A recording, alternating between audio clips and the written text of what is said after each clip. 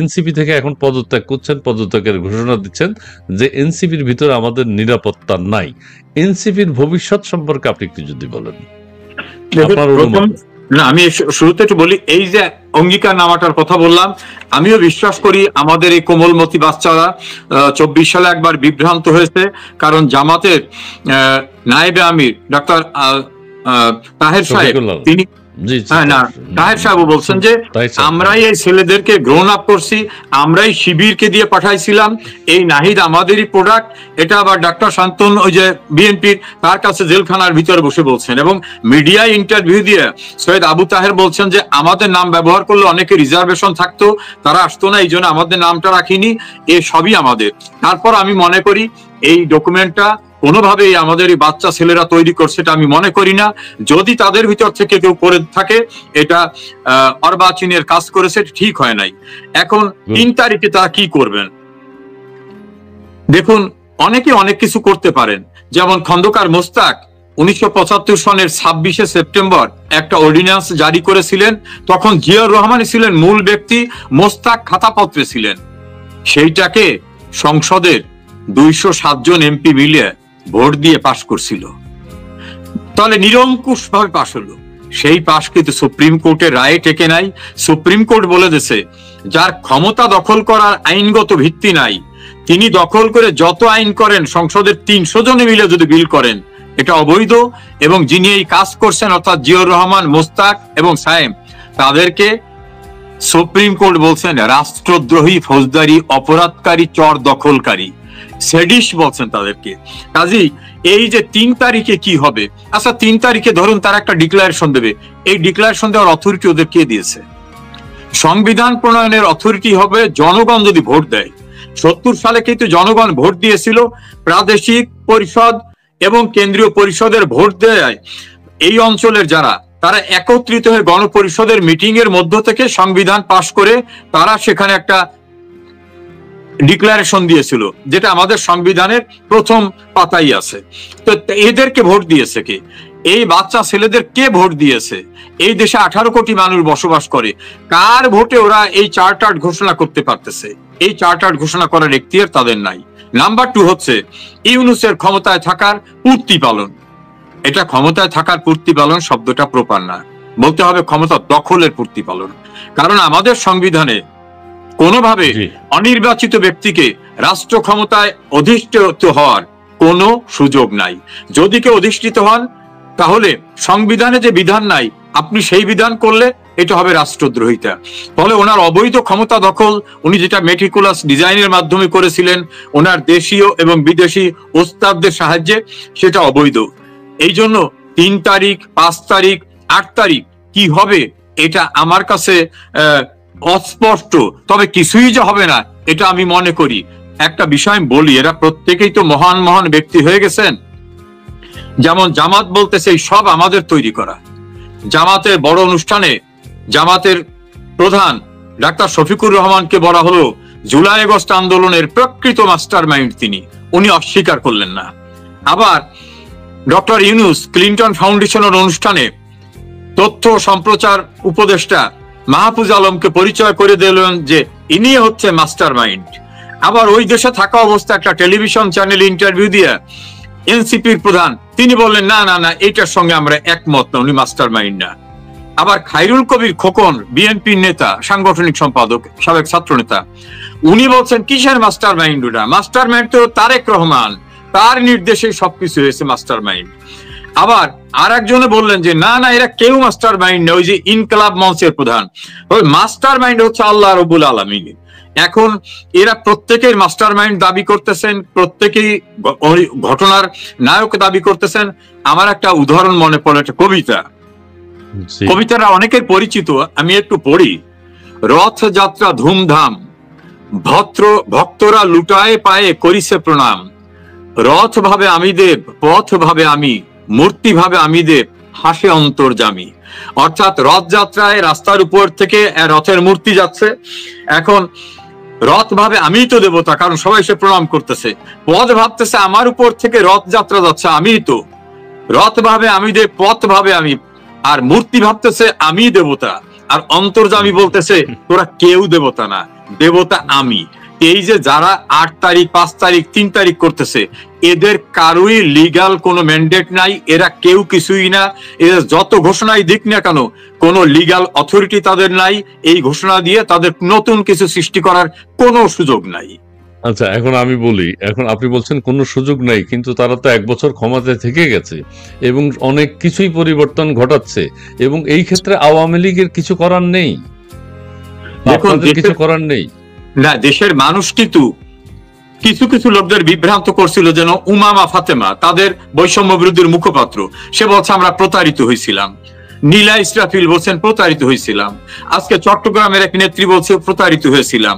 চিত্রনায়িকা বাঁধন তিনি বলছেন যে না, এরা যে দল করবে, এরা যে উপদেষ্টা হবে, এ কথা আমাদের বলা হয়নি। আবার ওই যে ইনকিলাব মঞ্চের হাদি, সে বলছে যে তখন তো এই কথা ছিল না। এখন মানুষের বিভ্রান্তি কেটে গেছে, সবাই বুঝতে পারছে এটা। কাজে আমাদের অনেক সময় মনে হইছে যে ঠিক আছে, আমাদের সম্পর্কে অনেকের অনেক ভুল ধারণা আছে, অভিযোগ আছে, মানুষ দেখুক কি আরামায় সেরা দিতে পারছে। এখন দেশের মানুষ ফুঁসে উঠছে।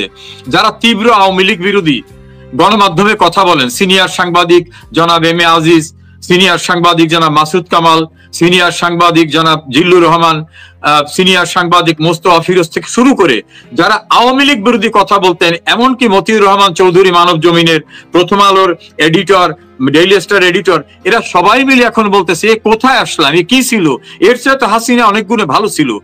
দেশের মানুষ এখন ফুঁসে উঠছে। ওই যে আগ্নেয়গিরির অগ্নি উদ্গীরণ হওয়ার মতো অবস্থা। আমাদের দলীয় ব্যানারে করা লাগবে না, সাধারণ মানুষ ফুটে উঠছে। যেটার দৃষ্টান্ত দেখা গেছে গোপালগঞ্জে, আমাদের কোনো নেতা পর্যন্ত ছিল না, সাধারণ মানুষ এমন ভাবে এড়িয়ে আসছে যে সেনাবাহিনীর কনভয়ের ভিতরে চোরের মতো ঢুকে পালিয়ে আত্মরক্ষা করতে হয়েছে এই কথিত জুলাই আন্দোলনের ব্যক্তিদের। সেখানে র্যাব, বিজিবি, পুলিশ, আর্মি দিয়েও কিছু হয় না, এখন কোথাও লোক আসে না। কাজে মানুষ কিন্তু আর মনে হয় তাদের সুযোগ দেবে না। আমার ধারণা পতনের একেবারে লাস্ট সীমানায়, খাদের কিনারে আসছে। আর আওয়ামী লীগের তো বাংলাদেশে 1/3 মানুষ নিরঙ্কুশ ভাবে আওয়ামী লীগ করে। 18 কোটি মানুষ যদি ধরি, তাহলে 6 কোটি মানুষ বাংলাদেশে। আমরা কজন বিদেশে আছি, জেলেই বা কতজন আছে। মানুষ কিন্তু ফুঁসে উঠতেছে। সেদিন খুব দূরে নয় যে এই যে যারা অনেক অকর্ম কুকর্ম করতেছে, তাদের আর বেশি দিন সময় আছে বলে আমার মনে হয়। আপনি মনে করেন না? আচ্ছা, আপনাকে আমি এখন একটা কথা বলি, বসুন্ধরার কোন কনভেনশন আশেপাশে নাকি আওয়ামী লীগের নেতাকর্মীরা এক হয়েছে এবং সেখানে শত শত আওয়ামী লীগ নেতাকর্মী এক হয়েছে। আবার সেখানে একজন রানিং সেনা কর্মকর্তা মেজর, সেখানে তিনি নেতৃত্ব দিয়েছেন কিভাবে যুদ্ধ করতে হবে, যুদ্ধের প্রশিক্ষণ সেখানে দিয়েছেন। এই প্রসঙ্গে আপনার কোনো বক্তব্য আছে কিনা? দেখুন, আওয়ামী লীগ এই জাতীয় কোনো কর্মকাণ্ডের সঙ্গে জড়িত না। আমি আওয়ামী লীগের একজন দায়িত্বশীল কর্মী হিসাবে চ্যালেঞ্জ করে বলছি, আওয়ামী লীগ কোনো অস্ত্র ট্রেনিং দেওয়া লাগে না। কারণ 1971 সালে বিশ্বখ্যাত পাকিস্তানি জাদরেল সশস্ত্র সেনাবাহিনীকে মোকাবেলা করছে নিরস্ত্র বাঙালিরা আওয়ামী লীগের নেতৃত্বে। কাজে আওয়ামী লীগের এই কোন মেজরে দিয়ে ট্রেনিং দেওয়ার জন্য এটা হাস্যকর কাহিনী তৈরি করা, এগুলো এমন গল্প সাজাচ্ছে, এগুলো খুব র হ্যান্ডের গল্প, স্ক্রিপ্ট ভালো করে লেখা হচ্ছে না। আওয়ামী লীগের সারা দেশের মানুষের ভিতর যে ট্রেনিং, সেটা হলো জয় বাংলা ধ্বনি, বঙ্গবন্ধুর প্রতি ভালোবাসা, শেখ হাসিনার প্রতি আনুগত্যতা, দেশের প্রতি কমিটমেন্ট। এখানে এইটা কোনো বোকাও করে। ঢাকার মতো জায়গায় যেখানে আমার ইউনিয়ন কমিটি একটা লোক নিরাপদ না, আমি এটা কনভেনশন সেন্টারে আওয়ামী লীগ লোককে ট্রেনিং দেওয়া হইতেছে। এই গাল গল্প, এটা ওই যে একটা সিনেমা দেখছিলাম শাহজাদি গুলবাহার আকাশ থেকে ওড়ে, পরে শুনলাম যে এটা আরব উপন্যাসের গল্প। এইরকম গল্প রচনা করতেছে। এটা হলো আওয়ামী লীগ সম্পর্কে মানুষকে একটা বিভ্রান্তিকর ধারণা দেওয়ার জন্য। এর সঙ্গে আওয়ামী লীগের সম্পৃক্ততা নেই। আওয়ামী লীগের কোনো নেতা কর্মী এই জাতীয় কোনো ট্রেনিং এ যাচ্ছে না। আমাদের ট্রেনিং আমাদের বিশ্বাস, আমাদের ট্রেনিং আমাদের ভালোবাসা। জি জি, আরেকটা কথা বলি, কিছু কিছু পত্রপত্রিকা টুকটাক দেখেছি, পত্রপত্রিকা তো সেভাবে আসে না, সোশ্যাল মিডিয়ায় যেগুলো আলোচনা হচ্ছে যে সারা বাংলাদেশ থেকে আওয়ামী লীগের নেতাকর্মী বা মন্ত্রী পর্যায়ে যাদেরকে গ্রেপ্তার করা হয়েছে তাদেরকে ঢাকায় আনা হচ্ছে, কোনো প্রকার কি এক ধরনের গুজব চতুর্দিকে ছড়াচ্ছে। এই বিষয়টার সম্পর্কে আসলে কতটুকু জানেন? কেন আনা হচ্ছে, আপনি কি, আপনার কোনো ধারণা আছে? বা কেন আনা হয়েছে? আমার কোনো ধারণা নাই, তবে অনুমানটা আছে। কারণ এই সেই দেশ যে দেশে বঙ্গবন্ধুর মতো মহান ব্যক্তিকে নির্মমভাবে হত্যা করা হয়, যিনি বঙ্গভবনে না থেকে ওই ধানমন্ডির অর্ডিনারি বাড়িতে থাকতেন, এই সেই দেশ যে দেশে স্বাধীন সার্বভৌম রাষ্ট্রে প্রকাশ্যে বিরোধী দলীয় নেত্রীকে হত্যার উদ্দেশ্যে গ্রেনেড নিক্ষেপ করে 23 জনকে মেরে ফেলে, এই সেই দেশ যেখানে একসঙ্গে 63টি জেলায় বোমা নিক্ষেপ করা হয়, এটা সেই দেশ যে খুনিদের জেলখানার থেকে শেখ হাসিনাকে সরিয়ে দেওয়ার পর নির্বিচারে ছেড়ে দেওয়া হচ্ছে, এই সেই দেশ যেখানে 75-এর 15 আগস্ট বঙ্গবন্ধুকে খুনের পরে 31শে ডিসেম্বর জেলখানার গেট খুলে দিয়ে সবাইকে বের করে দেওয়া হয়েছিল, এই সেই দেশ যেখানে 3রা নভেম্বর 1975-এ জেলখানায় জাতীয় নেতাদের হত্যা করা হয়েছিল। কাজী এদেশে এদের দ্বারা অবিশ্বাস্য কিছু না। হরকাতুল জিহাদের নেতাদের যখন মুক্তি দিয়ে দিতে পারে, তখন জেলের ভিতরে যে কোনো অজুহাতে আওয়ামী লীগের নেতৃবৃন্দকে খুন করে ফেলতে পারে, এটা অস্বাভাবিক না। তবে এই ঘটনায় যদি কেউ জড়িত হন, তাদের জন্য ওয়ার্নিং, পৃথিবীর কোনো জায়গায় গিয়ে রক্ষা পাবেন না তারা। মানে এই ধরনের কিছু ঘটনা ঘটতে যাচ্ছে, ঘটতেই পারে, নট আনলাইকলি হতেই পারে। আচ্ছা, এখন আরেকটা কথা বলি। বাংলাদেশ ইউরোপ একটা মন্তব্য করেছেন তিনি, যে নাহিদ ইসলাম বলেছেন জুলাই সনদ অনুযায়ী আগামী নির্বাচন হবে। এই যে বাংলাদেশ ইউরোপ, তিনি বলছেন ইসমাইল ভাই জুলাই সনদের ভিত্তিতে আগামী নির্বাচন হতে হবে।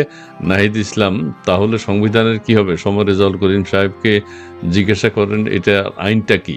আচ্ছা, এখন যে বলছে জুলাই সনদ অনুযায়ী আগামী নির্বাচন হতে হবে, আজকের পত্রিকায় দেখেছি উনিও বলেছেন, ভালো, ধন্যবাদ আপনাকে বাংলাদেশ ইউরোপ। সেটি হচ্ছে তাহলে এতদিন যে আলোচনা সমালোচনা 11 মাস যাবৎ চললো, এগুলোর কি হবে? আপনি একটু এই সম্পর্কে আইনি ব্যাখ্যা কি প্লিজ। ফলাফল তো কিছু বের হওয়ার কোনো সম্ভাবনা নাই, কারণ এই যারা ক্ষমতায় আছেন, ডক্টর ইউনূস, তারপর তার পরিষদ, সেনাবাহিনী প্রধান, র্যাব প্রধান, বিজিবি প্রধান, সচিবরা, পুলিশ প্রধান, সবাইকে তো শপথ যাদের নিতে হয়, তারা শপথ নেছেন যে বাংলাদেশের সংবিধানকে প্রোটেক্ট এবং প্রিজার্ভ করব, এই সংবিধানকে মানব। এই সংবিধানের ঊর্ধ্বে বাংলাদেশে কোনো আইন নাই। এই সংবিধানের বাইরে গিয়ে জুলাই প্রোক্লামেশন বলেন, অগস্ট প্রোক্লামেশন বলেন, আর সারা বছরের প্রোক্লামেশন বলেন, ডক্টর ইউনূস প্রোক্লামেশন বলেন, কোনোটাকে সুপারসিড করতে পারবে না লকে। আমাদের ল যেটা, এটাকে সুপারসিড করার কোনো সুযোগ নাই। ফলে ওই প্রোক্লামেশন অনুযায়ী ইলেকশন হবে, এটা ভাবার কোনো কারণ নাই। ইলেকশন না দিয়েও তো অনেক অবৈধ দখল করে থাকেন না। জিয়াউর রহমান ক্ষমতায় এসে অবৈধ দখল করে হ্যাঁ করছিলেন না, এরশাদ সাহেব এসে মার্শাল্লাহ জারি করেন নাই, মোস্তাক সাহেব থাকেন নাই। ক্ষমতায় থাকার চেষ্টা করতে পারেন যতক্ষণ অস্ত্র হাতে আছে, কিন্তু এটা যে অনন্তকাল থাকা যায় না, এটা প্রমাণিত সত্য। অতএব যা কিছু বাংলাদেশে হবে, সেটা লিগালিটি হচ্ছে সংবিধান সম্মত উপায় হতে হবে, এর বাইরে আর কোনো কিছু করার নাই। ওকে, আপনাকে অনেক ধন্যবাদ। আমরা দর্শক মন্ডলীর কিছু মতামত নিয়ে এস এম মঞ্জু, এটা হলো সম্পূর্ণ মিথ্যা গুজব নাটক ইউনূসের আরেকটা মেটিকুলাস ডিজাইন। জি, ধন্যবাদ আপনাকে মোহাম্মদ মঞ্জু। মেহেদি মানিক, তিনি বলছেন কষ্ট শুধু আমাদের মতো তৃণমূলের কর্মীদের, আজকের এই পরিস্থিতির জন্য আমাদের নেতারা দায়ী। এই সম্পর্কে আপনার একটু বক্তব্য শুনতে চাইবেন। নেক্সট হচ্ছে SK আকাশ মিয়া, চাঁদাবাজ সনদ চাই। আচ্ছা, চাঁদাবাজি হচ্ছে দেশে ব্যাপকভাবে। হ্যাঁ, মিজান সরকার, আর করিস না, জুলাই এবার হবে গণধোলাই ইনশাল্লাহ। জয় বাংলা, জয় বঙ্গবন্ধু। রক্তাক্ত বাংলাদেশ যাত্রা রঙ্গমঞ্চে মেজর সাদেক আলী, চিত্রনাট্য রচনা ইউনূস, বিপদে পড়লেই ইউনূসের নতুন নাটক মুক্তি পায়। জি, ধন্যবাদ আপনাকে। রাফিয়া আক্তার, আপনাদের দুজনকে অসংখ্য ধন্যবাদ আপনাকেও। ইনফোস্টার, বিএনপি যে এত কাপুরুষের মতো দেশদ্রোহী যা ইচ্ছা তাই করতে দিচ্ছে, তাদের ভবিষ্যৎ কি? আচ্ছা, এই আরেকটা প্রশ্ন।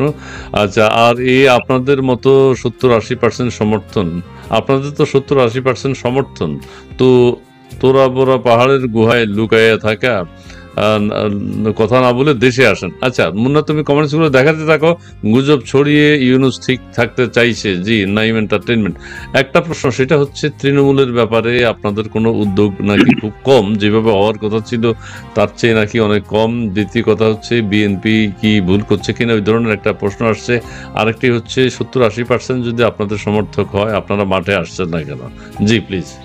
দেখুন, আমাদের দেশের যে বিপুল পরিমাণ মানুষের সমর্থন আছে, সেই সমর্থনটা মানুষের ভালোবাসা।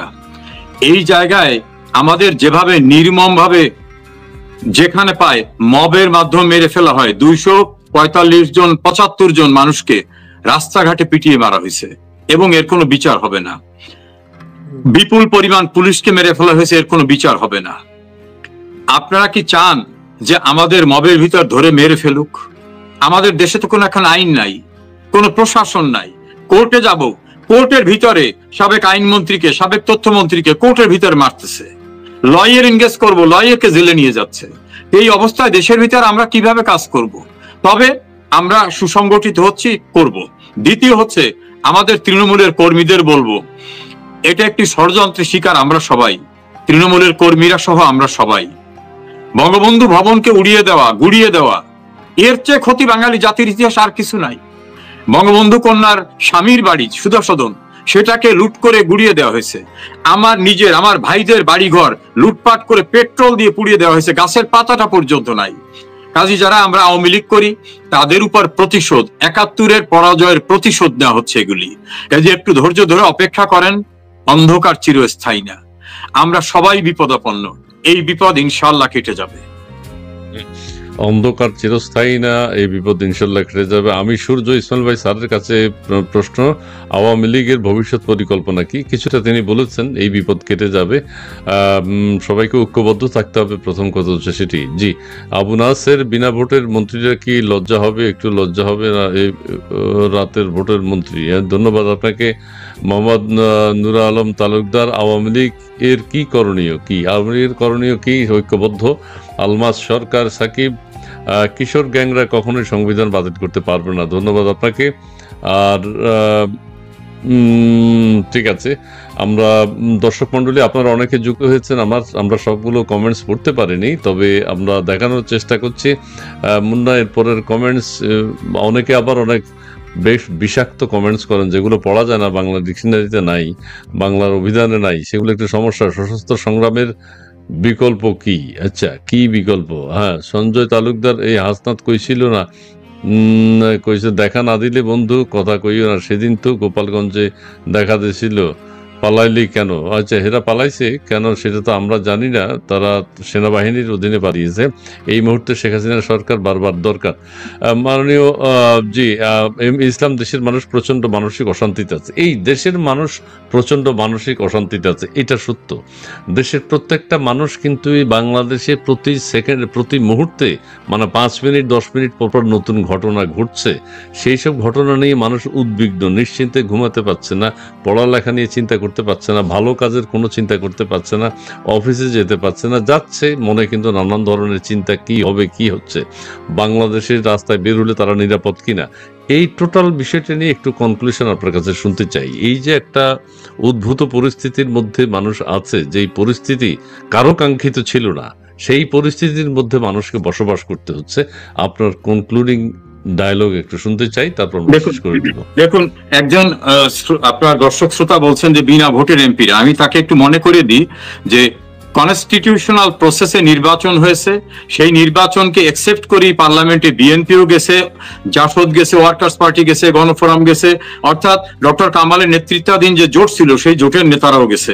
কাজে বিনা ভোটের এমপি এই কথা বলা ঠিক না। তাদেরকে একটু মনে করে দিই যে বিচারপতি রৌফ প্রধান নির্বাচন কমিশনার থাকা অবস্থায় মাগুরা কেলেঙ্কারির মতো জঘন্যতম ঘটনা ঘটেছিল। মোসাদ্দেক আলী ফালুকে ঢাকায় নির্বাচিত করার জন্য বাইরে থেকে ট্রাক ভর্তি লোক আনা হয়েছিল।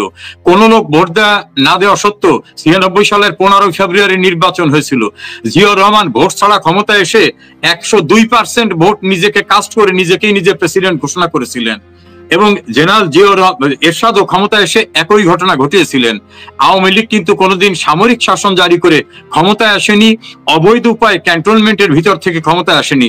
আওয়ামী লীগ গণতান্ত্রিক রাজনৈতিক ধারাবাহিকতায় 1949 সাল থেকে দীর্ঘ ধারাবাহিকতায় বাঙালি জাতির ইতিহাসের যা কিছু গৌরবময় অর্জন সব আওয়ামী লীগের নেতৃত্বে এসেছে। আমি সেই দলকে রিপ্রেজেন্ট করি, সেই দলের একজন কর্মী। আর দেশের ভিতরে তো চরম অশান্তি, আইন শৃঙ্খলা নাই, প্রশাসন নাই, বিচার বিভাগ নাই, ভয়াবহ নৈরাজ্য। এই নৈরাজ্যে ডক্টর দেবপ্রিয় ভট্টাচার্য বলছেন যে এখন এদের এক্সিটের সময় এসে গেছে, অর্থাৎ খাদের কিনারে এসে পড়েছে, মানুষকে রুখে দাঁড়াতে হবে।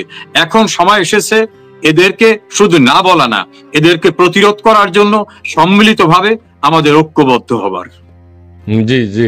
আপনার কথার প্রসঙ্গে আবার আরেক কথা একজনে বলছে যে আগের সরকার তো ৫ বছর পর পর সাংবিধানিকভাবে নির্বাচন দিত। এখন তো আর অসাংবিধানিক সরকার কোনো নির্বাচনের কথাই শুনতে পারে না। কাজে নির্বাচন নিয়ে অতীতে কি হয়েছে এগুলো নিয়ে আলোচনা করা এখন আর আলোচনায় টেকে না। কারণ এই সরকার নির্বাচনের কথা মুখ দিয়ে উচ্চারণ করছে না। আরেকটা বিষয় আমি কি বলতে চেয়েছিলাম সেটি হচ্ছে, আপনি এই সরকারকে ব্যর্থ বলছেন। সরকার তো ৩৫% থেকে ২০% এ নিয়ে এসছে। কি, কি গোপন চুক্তি হয়েছে সেটি না বললেও দেশের মানুষ তো দৃশ্যত এক ধরনের বলা হচ্ছে যে সরকার সাকসেসফুল হয়েছে। ইউনূস সাহেব অনেক ধন্যবাদ দিচ্ছেন, অনেক খুশি, কূটনৈতিক বিজয়। এই সম্পর্কে আপনার আর কিছু বক্তব্য আছে কিনা হ্যাঁ, ২-১ অবশ্যই লাইনে যদি অবশ্যই একটু বলেন? অবশ্যই। কারণ এ সরকার তো ঘুষ দিয়ে কমিশন শর্ত সাপেক্ষে করছে। যেমন বাংলাদেশে এখন কোনো বোয়িং কেনার দরকার আছে? 25টা বোয়িং ২৫টা কিনে, কিনবো, ২৫টা। হ্যাঁ সেই 25টা নোয়াখালী বোয়িং নোয়াখালী কিনবে। যাব, নোয়াখালী যাব। আমি ফেসবুকে দেখছি যে নোয়াখালী, নরসিংদী, গোপালগঞ্জ হ্যাঁ, 50 টাকা এই 50 টাকা, বোয়িং 50 কেনার টাকা। নামে এটা প্রকারান্তরে ঘুষ দেওয়া। ইউনূস সাহেবের আবার একটা ভালো যোগ্যতা আছে, লবিস্ট নিয়োগ করতে হয় কিভাবে। তিনি টাকা ইসরায়েলকে দিয়েছিলেন, ক্লিনটন ফাউন্ডেশনকে টাকা দিয়েছিলেন। নোবেল তিনি কিভাবে কিনেছিলেন এটা মানুষ অন্তত অনুধাবন করতে পারে।